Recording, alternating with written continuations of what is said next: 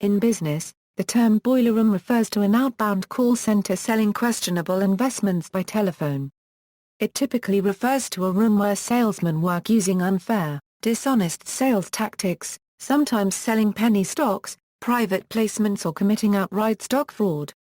The term carries a negative connotation, and is often used to imply high-pressure sales tactics and, sometimes, poor working conditions.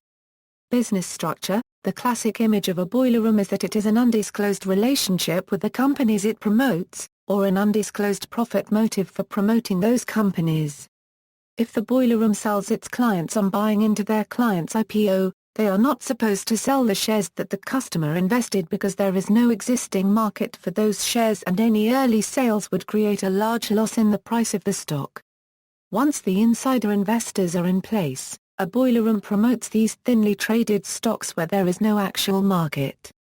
The brokers of the boiler room actually create a market by attracting buyers, whose demand for the stock drives up the price.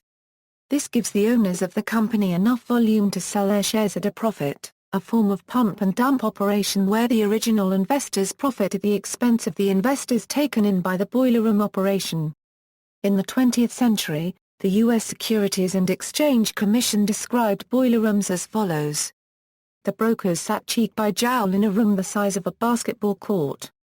All of their desks were lined up side by side in rows. The firm held mandatory sales meetings every morning at 8:30 a.m. at which time sales techniques were demonstrated and scripts for the firm's house stock were distributed. Brokers were expected to follow the scripts and only give customers the information they contained. Some traits of a boiler room include presenting only good news about the stock to be sold and discouraging outside research by customers or brokers working there. Etymology. The term is likely to have originated from the cheap, hastily arranged office space used by such firms, often just a few desks in the basement or utility room of an existing office building. In the early 1970s, boiler room was a term used by political parties for a room with many telephones used to call prospective voters. The name is inspired by an analogy between the many telephone lines leading out of the room and the many pipes leading out of a real boiler room.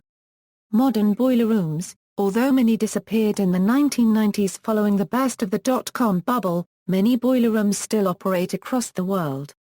Reductions in telecommunication costs mean that a company can viably operate in one country while calling prospective investors in another. The advantage of such an operation is that a company can operate without fear of prosecution from the investor's native legal system.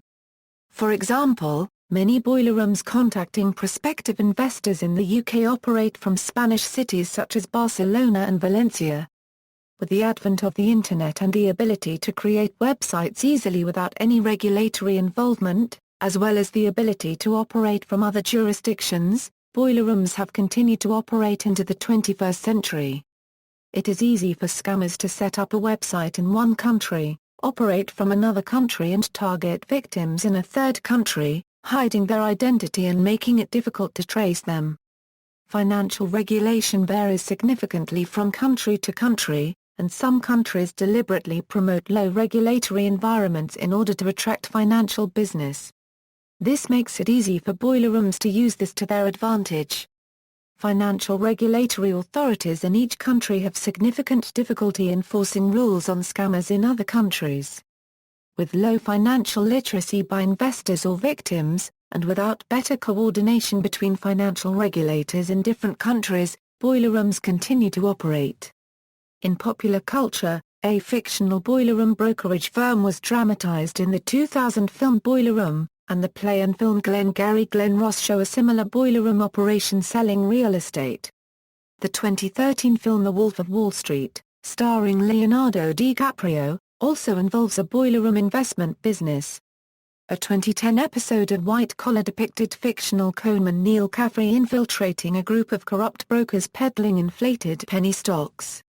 See also, advisor shares, boiler room girls, bucket shop, foreign exchange fraud, microcap stock fraud, pump and dump, stock dilution, references, footnotes.